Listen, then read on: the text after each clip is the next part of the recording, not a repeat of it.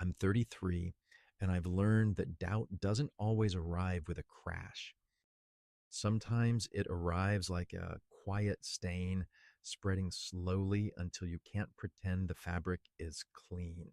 If you asked me last year, I would have told you my marriage was steady. Not perfect, but steady. My wife, Ilara, and I have two kids, 5 and 3. We live outside a mid sized city, far enough out that the nights are dark and the drive home feels longer than it should. I work in IT for a logistics company. Alara is a nurse practitioner, the kind of person who can calm a crying child with one hand while scrolling lab results with the other. For years, I loved the way she told stories. The summer with my aunt in the mountains story. The my dad taught me to cook on a camping stove story. The I was a theater kid and got bullied, but I survived story. Nothing dramatic, and just the soft scaffolding people use to explain who they are. The kids would ask for them sometimes. She'd tell them with that warm, practiced cadence, and I'd listen, smiling, feeling like I knew her all the way back to the beginning. Then there was the night those beginnings cracked. It was a casual family gathering on her side, food, laughter, old photos, the kind of evening where the kids fall asleep on someone's coat. Ilara started telling the aunt story, as she always did. She was mid sentence when her mother blinked and said, "Honey, you never lived with your aunt." At first, everyone laughed like it was a simple mix up. But then her uncle added, "Your parents never split up." And her cousin, half joking, half not, said, "You've always done this. You steal stories." Someone mentioned the theater story sounded exactly like a film Ilara watched on repeat as a teen. One detail corrected became three, three became five. And suddenly I was sitting there holding a paper cup of soda, feeling as if the room had tilted. Ilara's cheeks flushed. She tried to laugh it off. "I guess I made it more interesting," she said, bright and quick. But her smile looked like a bandage. On the drive home, I brought it up gently. "I didn't know those stories weren't real," I said. She stared out the window. Then her voice tightened. "Why are you making a big deal out of nothing? It's not like I'm cheating or hiding debt. I just blend things, blend things. Like truth was optional as long as the final version felt good. I didn't push that night.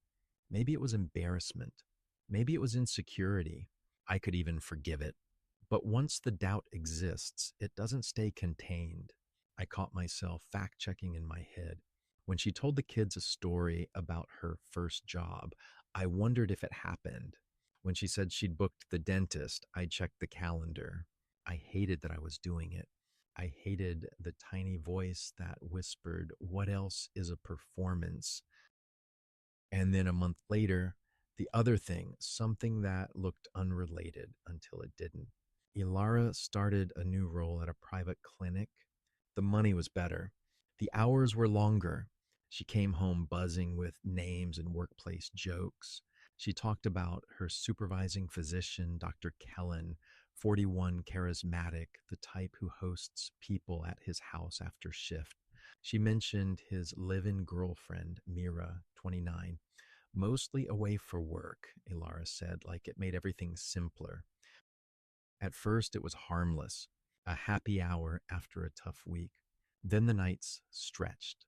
She'd leave around 6.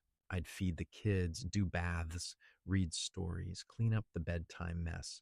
Around midnight, I'd check my phone. No message. Her notifications were silent. If I texted, she'd respond hours later with a thumbs up or a quick still out. Sometimes she came home after 4, once after 5. We live almost an hour away from the clinic. The math didn't make sense unless the night was much bigger than she described. The morning after one of those nights, I asked where she'd been. She sounded casual, almost rehearsed. "Happy hour, then Kellen's house for a bit. There were a few of us." I tried to keep my tone neutral. "Can you just let me know when you're staying out that late?" So I'm not wondering if you're safe. She smiled without warmth. I'm a grown adult. I can do what I want. The kids are asleep. How is it impacting anyone? That sentence hit harder than she seemed to expect because it wasn't just about the kids. It was about me being awake, about being married, and still feeling like an outsider to her choices. I told myself not to catastrophize. It was only a couple times a month. Maybe she needed friends. Maybe the job was intense. But the doubt, the stain kept spreading. One night, she came home near dawn, smelling like sweet alcohol and in someone else's cologne. Not enough to accuse her, enough to notice. The next day, I asked quietly, "Are you having an affair?" She stared at me. "Absolutely not," she said. "I would never risk my career and family." She sounded offended, not reassuring. Then she added, sharp and dismissive, "You're being paranoid." A week later, I saw a message thread pop up on her phone by accident. A coworker joked about round two, and the timestamp read 3:47 a.m. Then, "Kellen says we're doing one more at his place." It wasn't proof of anything, but it felt like that family gathering all over again. Like everyone else knew the script while I read from the wrong page. That night, when the kids were asleep, I tried again. "I don't want to control you," I said. "I want to feel like we're on the same team. I need you to tell me where you are. And I need you to understand why your boss's house at 4 in the morning feels wrong." Ilara crossed her arms. "Nothing is happening," she said. "You're turning this into moral panic." "Kellen's girlfriend is there sometimes," she added, like it solved everything. "As if that makes it impossible to cheat," I said, and immediately wished I hadn't. Her eyes flashed. "There it is," she said. "Judgment." That word again, like my concern was a character flaw. I realized then this wasn't only about late nights. It was about the way she edited reality to protect her comfort, the way she blended the past and minimized the present, the way she could hurt me and then tell me I was wrong to feel it. The breaking point didn't come with a confession, it came with laughter. After another night out, I said calmly, "I'm not okay with you going to Kellen's house anymore." "I trust you," I said, "but I don't trust alcohol, exhaustion, and blurred boundaries. I'm asking for a simple thing." She stared at me, then smiled like I was being adorable. "That's hilarious," she said. "Or what?" It wasn't a question, it was a dare. I felt a cold clarity sweep through me. "I'm serious," I said, "or we'll have to reconsider this marriage." She laughed again, not nervous, not sad, just amused. Then she walked away. That night, I lay awake beside her and tried to locate the woman I thought I married, the one who wanted partnership, not permission. I wondered if she'd ever existed or if I had fallen in love with a performance. The next morning, after the kids left for daycare, I asked one final time, "Why do you do it?" "The stories, the late nights, the way you dismiss me." For a moment, Ilara looked tired, almost real. "I don't know," she said. "I just want to feel like myself again.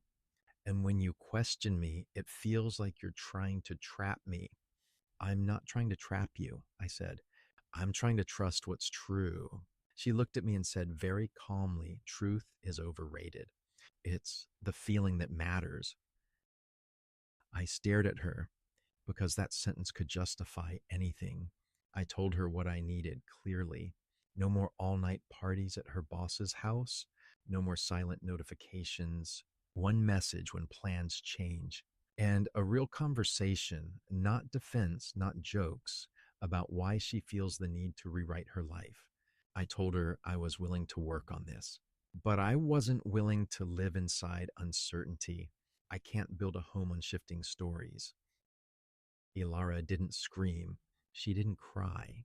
She just looked at me, expression flat, like she was calculating whether the boundary was worth the cost. I'll think about it, she said, and that's where we are now, in the space between thinking and choosing, between truth and performance. I still love her, but love isn't a blindfold. It's not an agreement to accept whatever version of reality someone offers you. It's a commitment to stand in the same world together. And if she can't do that, if she keeps blending the past and disappearing into the night, then I'll have to accept the thing I've been avoiding. Maybe the woman I married was real. Maybe she's still in there somewhere. But I can't keep loving a character who refuses to step off the stage. This concludes today's story. Thank you for listening. If you enjoyed it, consider subscribing to support our work.